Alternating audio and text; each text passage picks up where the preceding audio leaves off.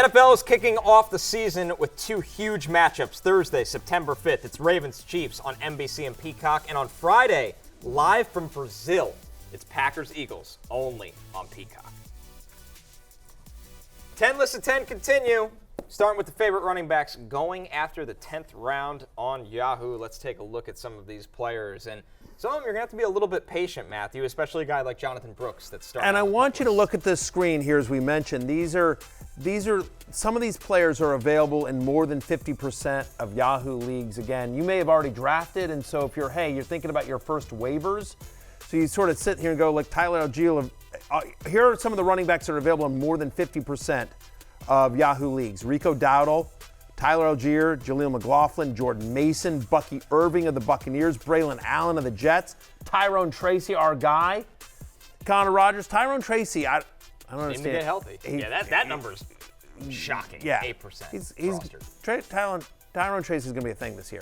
And so, by the way, Jordan Mason, you see there, just quick news, Trent Williams, the all-pro left tackle of the San Francisco 49ers, agreeing to terms earlier today. He's back in camp.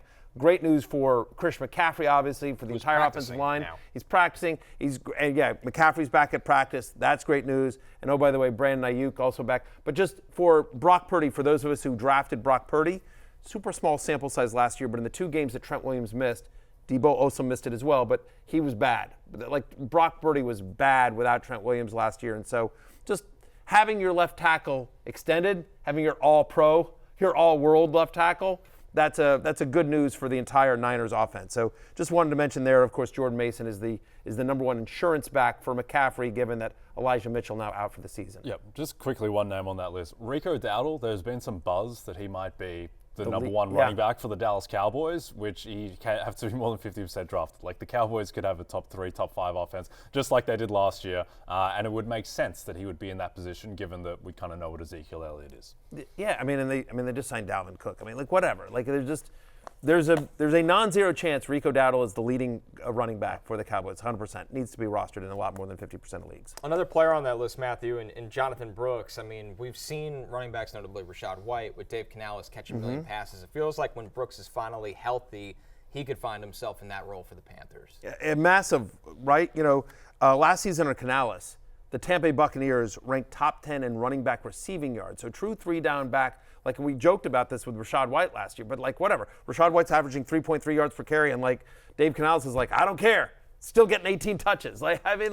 So Jonathon Brooks, who is more talented than Rashad White, we need him back healthy, obviously, but this is somebody that I think, Connor, you felt like was the most talented running back coming into the class this year. He's just different in space. That's where you want to use him. And this is an offense that wants to get the running back in space and throw him the ball. They want the ball to Bryce Young's hands. So I think Brooks is a really worthwhile stash right now. And Jay, you could say the same. You don't have to wait for this guy, but Jaleel McLaughlin will also be a pass-catching back in an offense that wants to utilize multiple backs in Denver. Yeah, particularly because I think there's this idea that it's like definitely going to be Javonte Williams' backfield, and it's probably going to start that way, but I don't think that Sean Payton has some massive attachment to Javonte Williams, so there is scope for Jaleel McLaughlin. I also like your man Audric Estime, who I think could become a guy. Like Audric Estime is getting drafted outside like the top 220. But, I mean, let's talk about this backfield here for a second, right? I mean, so last year when Jaleel McLaughlin got at least 10 touches, he averaged 14.3 fantasy points per game. He had 4 different games where he got double-digit touches, right?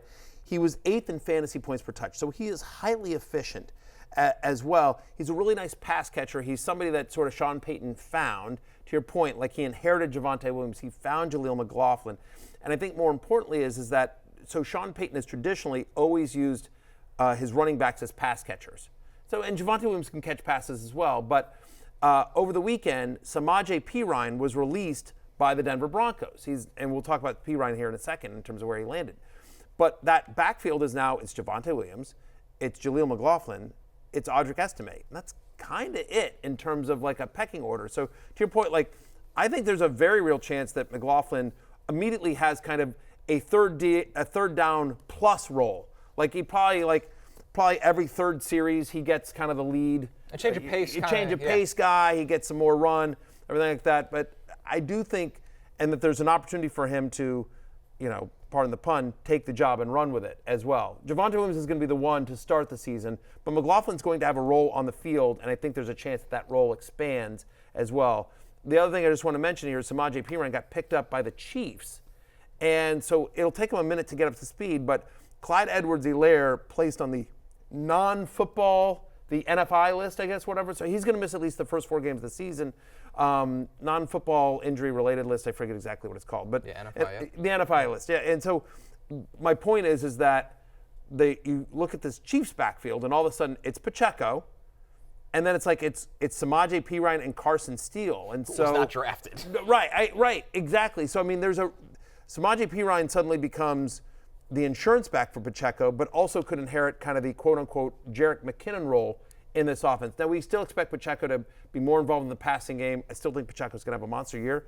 But Samaje Perine has suddenly gone from a guy that, like, isn't being drafted at all to suddenly who's needs to be rostered. Yeah. Because he's the number 2. He's going to have an offensive role, and he's the number 2 guy on one of the best offenses in football. Jerick McKinnon won people their leagues 2 years ago. Yes, he did. Yeah.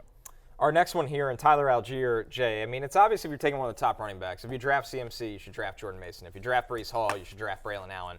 But the guy with an actual proven backup is Bijan Robinson, because Tyler Algier has had production already in this league, unlike the other 2 guys. Yep, he has. And look, in terms of predicting injuries, I would say that the best guideline for predicting injuries for running backs, just look at the guys who carry the ball the most and who get the touches the most, because that's where the most attrition comes from. And so Bijan Robinson, who's been healthy throughout his career, he's still going to touch the ball a ton and get a ton of work, and so he has a risk to go down. And if he does go down, then Tyler Algier is back to being the lead back as he was in his rookie season when he rushed for over 1,000 yards and was extremely efficient. So I think it's going to be a struggle for him to provide much production when Bijan is there, though he still gets some work in deeper leagues. But I think that, if he does go down Bijan, then obviously Tyler Algier becomes a massive, massive fantasy asset. Before we move off this list very quickly, we mentioned Jonathon Brooks, and we really like his potential once he comes back. But until he comes back, it's going to be Chuba Hubbard, who's still out there in a ton of leagues. And again, he's going to be the lead. He's going to get a ton of work on what we think will be a competent offense this year,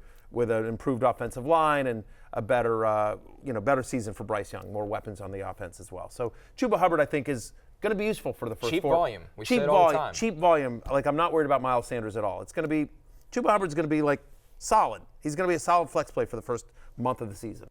Hey, it's Matthew Berry from NBCSports.com and Rotoworld.com, and I want to thank you so much for watching whatever it is you just watched, or if nothing else, being too lazy to click out of the autoplay after this video started, after whatever it is you actually wanted to watch finished. But now that you're here, I'd like to take a moment here to ask you respectfully now, okay? I'm asking you respectfully to subscribe to the NFL on NBC YouTube channel. You'll get the latest Roto-World fantasy news headlines, all sorts of great shows, including my own Fantasy Football Happy Hour. So go subscribe now. Again, I'm asking respectfully.